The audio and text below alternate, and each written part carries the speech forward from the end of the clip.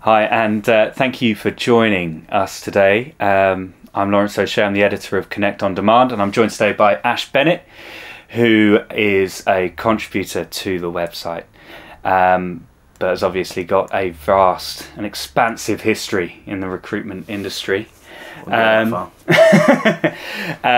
today we're going to kind of look at a couple of pieces that Ash has actually written for Connect, and we just kind of want to understand what prompted Ash to put pen to paper, as it were, and what the whole thinking was behind it, and maybe kind of explore the content a little bit more as well. So I suppose we will start off with something that went out in the last week, which is this article, which is the 5 most annoying things a candidate can do. So yeah, Ash, what prompted you to write that article? Yeah, so I think what I was just trying to do was just find a simple piece of content that recruiters can probably relate to on a day-to-day basis, and just pretty much expand on that.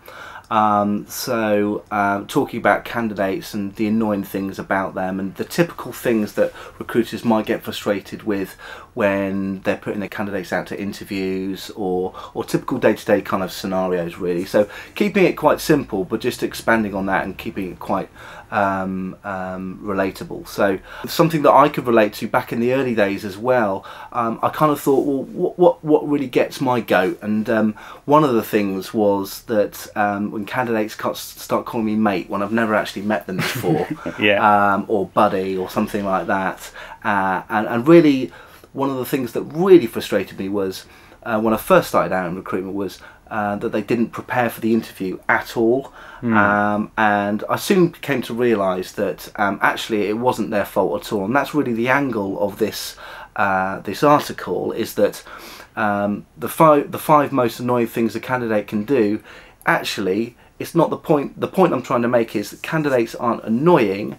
It's the 5 things that are annoying to you can be quite controlled by the recruiter. And I put at the end of the opening paragraph there, behind every annoying move is a legitimate reason. Let me explain.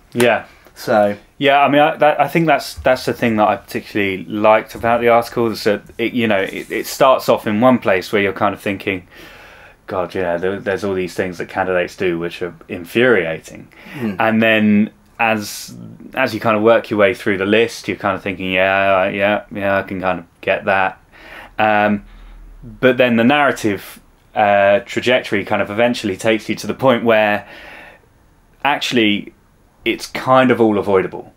Yeah, it is to a certain extent. Yeah, absolutely. I mean, there's things like, when they want to reschedule their interview at the last minute. I mean, that's really frustrating because, you've prepared the client, you've prepared the candidate for it as much as you possibly can, but at the very last minute, they might have another meeting, or their boss has called them in, or they might be ill. And those things really, to a certain extent, can't be avoided. And you just have to kind of roll with it, and any experienced recruiter will just kind of go with that.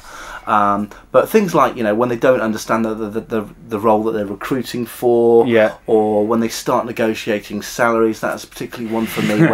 when it was terribly frustrating when they haven't even got the job yet, and they start talking about salary expectations. And at the end of the day, in my opinion, it's up to the consultant to be able to do that. They know what they know what the client's prepared to pay. They know what the candidate's on, given that they've told them the truth in the first place, and leave it to the experts, leave it to the consultant to get the best out of the particular vacancy. No, absolutely, and it was it's a really thought-provoking piece. So I'll put a link to that in the description box just below the video. Another one which kind of has just sort of reappeared. It's kind of it was laying dormant. It kind of had a moment over the winter where it kind of just, what's the word? It kind of what's those things that small animals do? They hibernate. It hibernated, right? So this article is out of hibernation. It was originally published on October 19th last year. Yeah. And it's called The 7 Deadly Sins of Recruitment.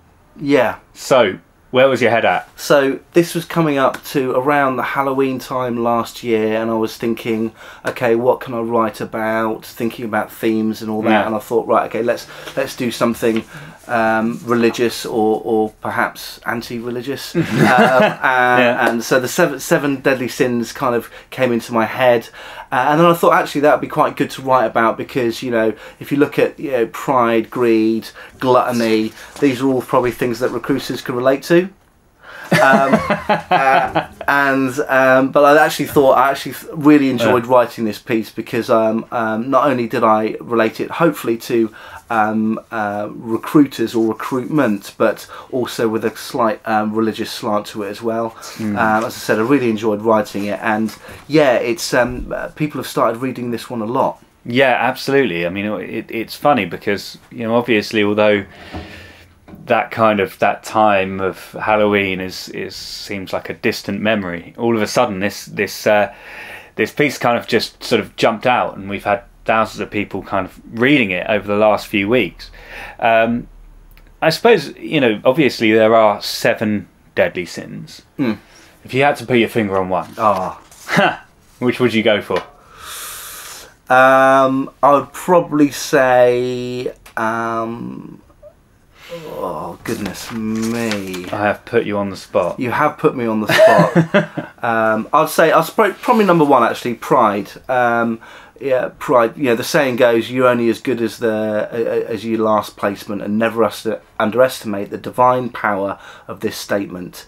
So I think probably pride would be the one I'd pick out. Yeah, sort of. One. Yeah, absolutely. I mean, that's I like that. I mean, that's the great thing though about this article, is that every one of the 7 deadly sins is directly linked to behaviour that we see in recruitment professionals every day. And as you're working in the industry, I'm sure when you read this article, you will kind of go, oh.